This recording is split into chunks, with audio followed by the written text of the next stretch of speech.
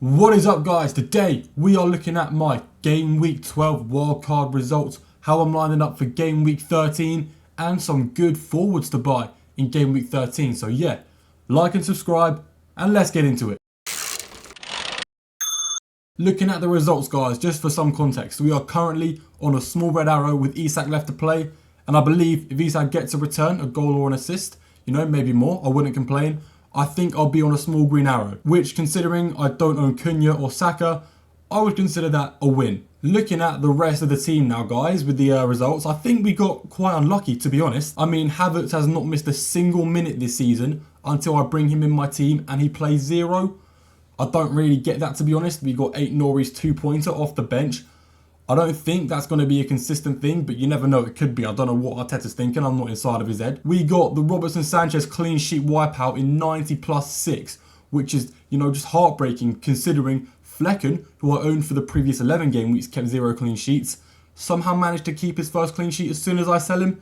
I don't know, mate. It's a bit dodgy. It's a bit fishy. Like, do you not like me or something? I mean, come on. And obviously, this is not as bad because everybody has Palmer, but Madueke saved Palmer's goal off the line. I'm sure you've all seen it already. So yeah, I know I'm complaining a bit, but I do feel like I've been on the unluckier side of things. So I don't mind a small red, and I do think a small green could be coming my way. Hopefully Isak knows what he's doing. In other good news, Jackson is a cool guy. He's a hero, to be honest, guys. I needed him. I could say the same about Salah, but Salah doesn't really affect my rank too much.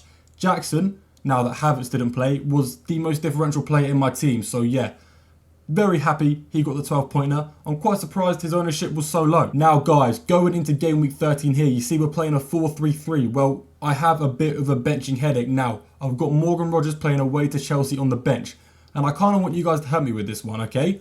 Who would you bench in this 11 for Morgan Rogers, or would you keep Rogers on the bench?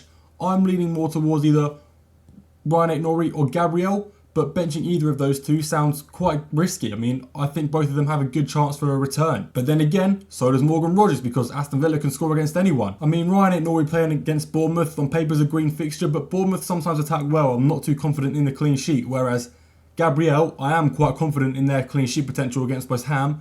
The only problem is, he has no real goal involvement potential like Ryan Norrie, Norrie could bag a goal or an assist against Bournemouth. Gabriel is probably, maxing out at 6 points. I don't think he's going to score. And then Rogers, he could easily come away with 2 goal involvements, in any game, because Aston Villa can beat the tough teams. But then again, it's a tough game. Is Morgan Rogers actually going to be involved? All of this is going through my head. So yeah, right now I'm currently leaning towards Morgan Rogers on the bench. But you guys can let me know what your opinion is down below. Looking at the captaincy as well, guys, there's 2 main candidates for me. That's either Cole Palmer or Bruno Fernandes. I'm currently leaning towards Cole Palmer because his home form is insane. Talking about last season and this season, he's always doing so much better in home games than away games. And while Aston Villa, they are a tough team to play against, they don't defend too well away from home. So I wouldn't be surprised if Chelsea scored 2 or 3 goals that game and Cole Palmer was involved in every single one of them. At the same time, we got Bruno Fernandes playing a really easy fixture, but that's a little bit dodgy. Of course, we just saw them draw 1-1 to Ipswich under the new manager, and towards the later side of the game, he dropped as a box-to-box midfielder, okay? He dropped back. He wasn't an inside forward anymore. He dropped back into midfield. So that's kind of on my mind as well. Is Bruno even going to be an attacker? And to be honest, guys, if you were to captain Salah this game week, it wouldn't even be the worst idea. His form is absolutely insane, In that Southampton away game, he did nothing but came away with 14 points because he was gifted a goal and got a penalty. For some reason, he's just attached. He's like a magnetic force to these FPL points. He just keeps getting them, even when he probably shouldn't. A deeper look into Havertz now. Am I going to sell him? Am I going to keep him? Well, like I said, he played the full 90 of every single game week before this one. So is this game week just the odd one out? I mean, we're going to have to see what happens in the midweek to truly determine what I'm going to do with Havertz. I'd be very surprised if he just got dropped entirely, just out of nowhere, out of the blue like that. And guys, he was one of 5 first team changes, so it's not like Havertz was dropped because of his bad performances, even though he's not been great. It seems like the whole team just needed some rotation. So for now, I'm thinking Havertz is going to be okay. But like I said, we're going to have to see what happens in the midweek in the Champions League. So let's look at some potential forwards I could replace Havertz with now. Looking at these 3 forwards here, they're all pretty solid. Although the 2 I have in my team, Isak and Jackson, I would personally recommend these 2 as the best forwards to get if you are looking for a forward. But for me, obviously I can't get them because I've already got them. Looking at these 3 now, first up, we're looking at Cunha. Now, Cunha is on insane form.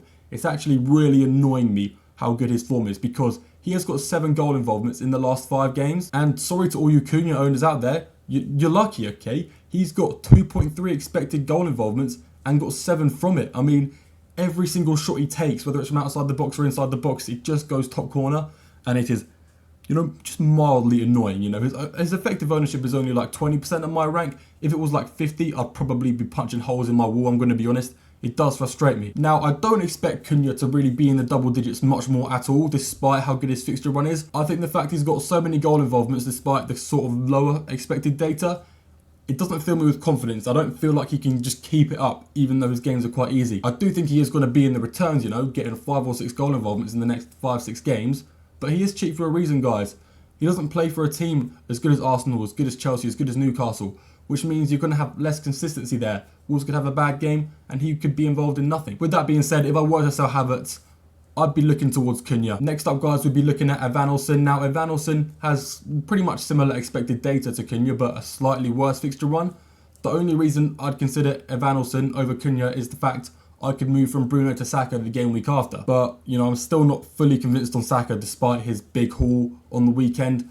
I don't think he's worth 10 million. He is another player that's also big time overperforming his expected data. And, I'm an expected data guy more than anything. But if these guys continue to keep overperforming it, I'm going to have to cave in eventually because it is so tempting. Finally, guys, we are looking at Solanke. Now, Solanke is probably like the safest option to go for. His expected data is a little bit better than these two. Which is what you'd expect because he is slightly more expensive.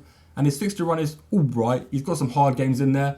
But Tottenham did just score 4 goals away to Man City, so it's not like they can't score in the hard games. And because he actually plays for a top team in the Premier League, you're going to see some more consistency there than you would with the cheap forwards. But guys, there's a catch. Solanke underperforms his expected goals, and I'm not a fan of players who underperform their expected goals. I've been dealing with Haaland for a long while now, okay, this season. I finally just sold him, and he's got, 2 goals from his last 6 expected goals? I've had enough of the underperformance of expected goals, guys. I'm going to be honest. I don't need more of it. I cannot mentally handle it anymore. So, yeah, 3 forward options I'm considering to sell Havertz for. But ultimately, I'm hoping I can keep Havertz because the Arsenal fixture run is pretty good. Anyway, guys, that is it for this video. Once again, let me know who I should bench in my team and let me know who I should captain. If you did make it this far, thank you very much for watching. And, yeah, I will see you all in the next video.